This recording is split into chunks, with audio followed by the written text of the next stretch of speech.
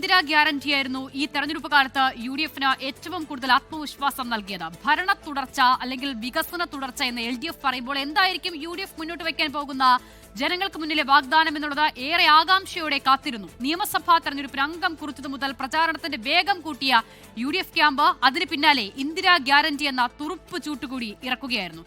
5 വാഗ്ദാനങ്ങളാണ് ഇന്ദിരാ ഗ്യാരണ്ടിയിൽ പ്രധാനമായി ഇവിടെ പിടിച്ചത്. എന്തൊക്കെയാണ് ഗ്യാരണ്ടികൾ എന്നുള്ളത് നമുക്ക് നോക്കാം. ഈ വാഗ്ദാനങ്ങളിൽ പലതും കോൺഗ്രസ് ഭരിക്കുന്ന പല സംസ്ഥാനങ്ങളിലും, പ്രത്യേകിച്ച് കർണാടക ഉൾപ്പെടെയുള്ള സംസ്ഥാനങ്ങളിൽ കോൺഗ്രസ് പരീക്ഷിച്ച് വിജയിച്ചതാണ് എന്നതിന്റെ ആത്മവിശ്വാസം കൂടി അവർക്കുണ്ട്.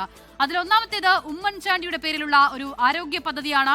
ഓരോ കുടുംബത്തിനും 25 ലക്ഷം രൂപയുടെ സൗജന്യ ആരോഗ്യ ഇൻഷുറൻസ് പരിരക്ഷ ഈ പദ്ധതിയിലൂടെ, ഇന്ദിരാ ഗ്യാരണ്ടിയിലെ ഒന്നാമത്തെ പദ്ധതിയിലൂടെ കോൺഗ്രസ് UDF വാഗ്ദാനം ചെയ്യുന്നു എന്നുള്ളതാണ്. രണ്ടാമത്തേതാണ് അതിൽ ഏറ്റവും ശ്രദ്ധേയമായ പ്രഖ്യാപനം. ജനങ്ങൾ ഏറെ ആകാംക്ഷയോടെ പ്രതീക്ഷയോടെ ഏറ്റെടുത്തത് അത് സ്ത്രീകൾക്ക് KSRTC ബസ്സിലെ സൗജന്യ യാത്രയാണ്. ഇത് നടപ്പിലാക്കുന്നതുമായി ബന്ധപ്പെട്ട് എങ്ങനെയാണ് ഇതിന്റെ കാര്യങ്ങൾ, ഏതൊക്കെ ബസ്സിലാണ്, ഏതൊക്കെ സർവീസിലാണ് എന്നതിൽ ഇപ്പോഴും വ്യക്തത വന്നിട്ടില്ല. അത് പഠിക്കാനുള്ള ശ്രമങ്ങൾ നടന്നുകൊണ്ടിരിക്കുന്നു. ഏറ്റവും ഉടനെ തന്നെ അത് നടപ്പിലാക്കാനുള്ള നീക്കത്തിലേക്ക് സർക്കാർ പോകുന്നു. എന്തായാലും ഇതിൽ ഏറ്റവും ആകർഷണീയമായിരുന്ന ഒന്ന് സ്ത്രീകൾക്കുള്ള KSRTCയിലെ സൗജന്യ യാത്ര തന്നെയാണ്. മറ്റൊന്ന് കോളേജ് വിദ്യാർത്ഥിനികൾക്ക് പ്രതിമാസം 1000 രൂപ നൽകും എന്നുള്ള വാഗ്ദാനമാണ്. നമുക്കറിയാവുന്നതുപോലെ മുൻ സർക്കാരിന്റെ കാലത്ത് ഈ പഠനം പൂർത്തിയാക്കി ജോലിയിലേക്ക് പ്രവേശിക്കുന്ന ഇടവേളയിലുള്ള ആളുകൾക്ക് ഒരു സ്കോളർഷിപ്പ് നൽകിയിരുന്നു. ഒരു തുക അവരുടെ അക്കൗണ്ടിലേക്ക് വന്നിരുന്നു. സമാനമായ നിലയിൽ ഇവിടെ കോളേജ് വിദ്യാർത്ഥികൾക്കാണ് പ്രതിമാസം 1000 രൂപ. ഓർക്കണം, ഈ തെരഞ്ഞെടുപ്പിൽ UDF-ന് ഏറ്റവും കൂടുതൽ അനുകൂല ഘടകമായത് ഈ ജെൻസികളുടെയൊക്കെ വോട്ടാണ് എന്നുള്ള വിലയിരുത്തലുകളുണ്ട്. അപ്പോൾ ഈ പ്രഖ്യാപനങ്ങളൊക്കെ ഒരു പരിധിവരെ അതിനെ സഹായിച്ചിട്ടുണ്ട് എന്നതുകൂടി കാണാം. മറ്റൊന്ന് സാമൂഹിക സുരക്ഷാ പെൻഷനാണ്. അത് 3000 രൂപയാക്കി വർദ്ധിപ്പിക്കും എന്നുള്ള വാഗ്ദാനമാണ് UDF പ്രധാനമായി മുന്നോട്ട് വെച്ചത്. അങ്ങനെ ജനക്ഷേമത്തിലൂന്നിയ ഇന്ദിരാ ഗ്യാരണ്ടിയിൽ സാമൂഹിക സുരക്ഷാ പെൻഷൻ 3000 രൂപയായി വർദ്ധിപ്പിക്കും എന്നുള്ള പ്രഖ്യാപനം. മറ്റൊന്ന് മുതിർന്ന പൗരന്മാരുടെ ക്ഷേമത്തിനായി പ്രത്യേക വകുപ്പ് രൂപീകരിക്കും എന്നുള്ളതായിരുന്നു. നമുക്കറിയാവുന്നതുപോലെ തന്നെ ആദ്യത്തെ മന്ത്രിസഭാ യോഗത്തിന് ശേഷം അതുമായി ബന്ധപ്പെട്ട തീരുമാനം ഈ സർക്കാർ കൈക്കൊള്ളുകയും ചെയ്തിട്ടുണ്ട്. ഇന്ദിരാ ഗ്യാരണ്ടികൾ സമയബന്ധിതമായി നടപ്പിലാക്കും എന്നുള്ളതായിരുന്നു ഏറ്റവും ആദ്യത്തെ പ്രഖ്യാപനമെങ്കിൽ ഇന്ദിരാ ഗ്യാരണ്ടികളിൽ 2 നടത്തിപ്പുമായി ബന്ധപ്പെട്ട പ്രഖ്യാപനമാണ് ആദ്യത്തെ മന്ത്രിസഭാ യോഗത്തിന് ശേഷം ഈ സർക്കാർ മുന്നോട്ട് വെച്ചത്. അതിലൊന്ന് നമ്മൾ ഏറ്റവും ഒടുവിൽ കണ്ട മുതിർന്ന പൗരന്മാരുടെ ക്ഷേമത്തിനായുള്ള പ്രത്യേക വകുപ്പാണ്. മറ്റൊന്ന് KSRTCയിലെ സൗജന്യ യാത്രയുമാണ്. അപ്പോൾ അതുമായി ബന്ധപ്പെട്ട നടപടിക്രമങ്ങളിലേക്ക് ആദ്യത്തെ ദിവസങ്ങളിൽ തന്നെ സർക്കാർ ചുവടുവെച്ചത് നമുക്ക് കാണാം. അതുമായി ബന്ധപ്പെട്ട മുന്നോട്ട് പോകുന്നതും നമുക്ക് കാണാം. എന്തായാലും ഈ തെരഞ്ഞെടുപ്പ് പ്രചാരണ സമയത്ത് നാടിളക്കി കൊട്ടിഘോഷിച്ച ഇന്ദിരാ ഗ്യാരണ്ടി വാഗ്ദാനം VD സതീശൻ സർക്കാർ എങ്ങനെ നടപ്പിലാക്കും എന്നുള്ള ആകാംക്ഷ തന്നെയാണ് രാഷ്ട്രീയ കേരളം ഏറെ കൗതുകത്തോടെ പങ്കുവെക്കുകയും ചെയ്തത്. നമുക്ക് ലാൽകൃഷ്ണയിലേക്ക് പോകാം. ലാൽകൃഷ്ണ കൊച്ചിയിൽ നിന്നും അത്തരം ചില വിശദാംശങ്ങൾ നൽകും നമുക്ക്.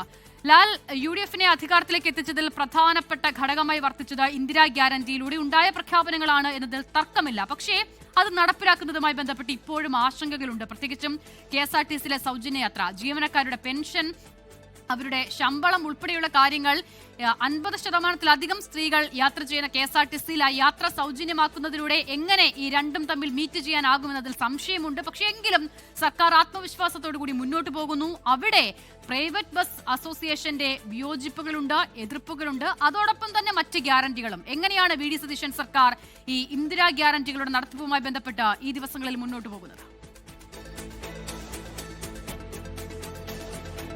പറഞ്ഞ പോലെ ഈ തിരഞ്ഞെടുപ്പിൽ UDF-ന് ഏറ്റവും കൂടുതൽ ആത്മവിശ്വാസം നൽകിയത് തന്നെ ഇന്ദിരാ ഗ്യാരണ്ടി ആയിരുന്നു.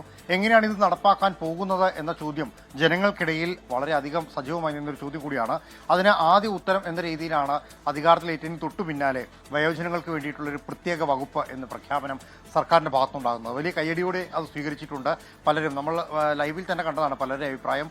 ഒരു കൈത്താങ്ങ്, ഒരു സുരക്ഷിതത്വ ബോധം ഞങ്ങൾക്കുണ്ടാകുന്നു എന്ന കാര്യമെല്ലാം. പക്ഷെ അതിന് തൊട്ടു പിന്നാലെ തന്നെ അതിനോട് ചേർത്ത് തന്നെ പറഞ്ഞ പ്രധാനപ്പെട്ട കാര്യങ്ങളിലൊന്ന് ഈ KSRTCയിലെ സൗജന്യ യാത്ര എന്നുള്ളതായിരുന്നു. പക്ഷേ അവിടെ വലിയ ആശയക്കുഴപ്പങ്ങൾക്കാണ് അത് വഴിവെച്ചിരിക്കുന്നത്. പ്രധാനമായിട്ടും ഏതെല്ലാം ബസ്സിൽ യാത്ര നൽകും, എവിടേക്ക് എത്ര ദൂരത്തിന് യാത്ര സൗജന്യം നൽകാൻ കഴിയും, ഇന്റർസിറ്റി സർവീസുകളെ അത് എങ്ങനെ ബാധിക്കും, ഇത് കൂടാതെ സ്വിഫ്റ്റ്, ഡിലക്സ് അടക്കമുള്ള സർവീസുകൾ വേറെയുമുണ്ട്.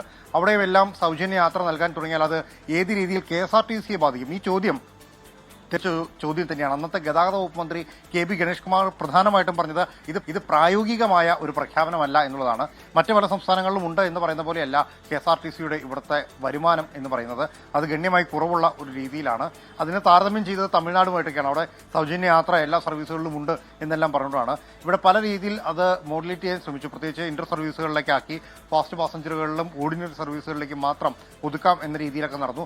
ആലോചനകൾ പല വഴിക്ക് നടക്കുമ്പോഴും ഇപ്പോഴും അതിലെ അന്തിമ രൂപം എന്ന രീതിയിലേക്ക് എത്താൻ കഴിഞ്ഞിട്ടില്ല എന്നുള്ളതാണ് വാസ്തവം. അവസാന ഘട്ടത്തിൽ പറഞ്ഞത് ഓർഡിനറി സർവീസുകളിൽ മാത്രം സൗജന്യ യാത്ര എന്നുള്ളതാണ്. അപ്പോൾ ആ പ്രഖ്യാപനത്തിൽ പലതരത്തിൽ കണ്ടീഷൻസ് അപ്ലൈ എന്നൊരു കാര്യം കൂടി അദ്ദേഹം അല്ലെങ്കിൽ UDF ടാഗ്ലൈൻ ചെയ്തിരുന്നില്ല. പക്ഷേ അത് അവിടെ ഉണ്ടായിരുന്നു എന്ന് നമ്മൾ മനസ്സിലാക്കണം. കാരണം ഇല്ലായിരുന്നെങ്കിൽ ഒരുപക്ഷെ എല്ലാ ബസ്സുകളിലും സൗജന്യ യാത്ര കിട്ടിയേനെ. പക്ഷേ അത്തരത്തിലായിരുന്നില്ല. ചില സർവീസുകളിൽ മാത്രം എന്ന തീരുമാനത്തിലേക്കാണ് സർക്കാർ ഒതുങ്ങിപ്പോകുന്നത്. അപ്പോഴും വെല്ലുവിളികൾ ഒരുപാടുണ്ട്.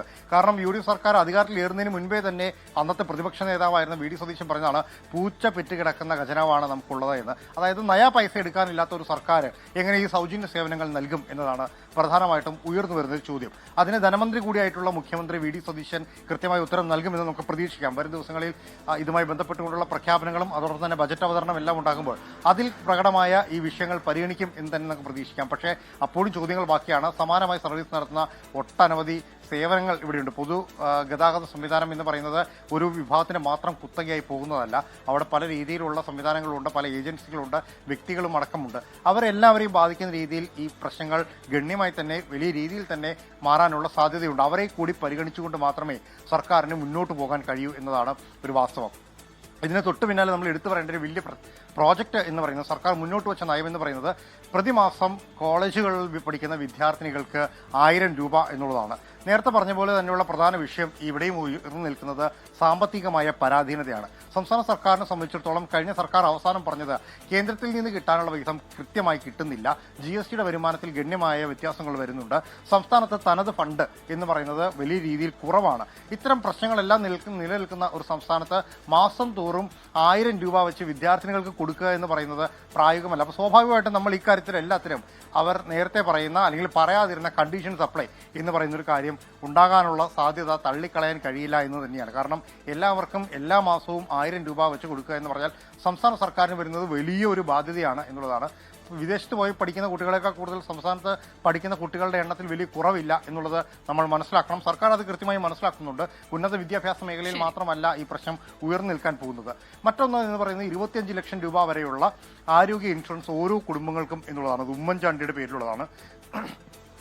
സംസ്ഥാന സർക്കാരിനെ സംബന്ധിച്ചിടത്തോളം അല്ലെങ്കിൽ UDFനെ സംബന്ധിച്ചിടത്തോളം കോൺഗ്രസിനെ സംബന്ധിച്ചിടത്തോളം അവരുടെ പ്രസ്റ്റീജ് തീരുമാനങ്ങളിലൊന്നായി എല്ലാ കാലത്തും ഉയർത്തിക്കാട്ടാൻ കഴിയുന്ന ഒരു പദ്ധതി തന്നെയാണത്.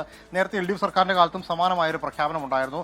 എല്ലാ കുടുംബങ്ങൾക്കും പ്രഖ്യാപനങ്ങൾ ഒരുപാടുണ്ട്, വാഗ്ദാനങ്ങൾ ഒരുപാടുണ്ട്. ഇതൊക്കെ എങ്ങനെ നടപ്പിലാക്കും എന്നുള്ളത് തന്നെയാണ് ഏറ്റവും പ്രധാനം. എന്തായാലും അത് നടപ്പിലാക്കാനുള്ള നടപടിക്രമങ്ങൾ സർക്കാർ ഈ ചുരുങ്ങിയ ദിവസങ്ങൾക്കുള്ളിൽ തന്നെ ആരംഭിച്ചിട്ടുണ്ട് എന്നുള്ളത് അത് പൂർത്തിയാക്കുന്ന ഇച്ഛാശക്തി അവർക്കുണ്ട് എന്നതിന്റെ സൂചനയായി വ്യാഖ്യാനിക്കുകയും ചെയ്യുന്നുണ്ട്. അങ്ങനെ തന്നെ ആകട്ടെ അത് എന്നുള്ളതാണ് ഏറ്റവും പ്രധാനം.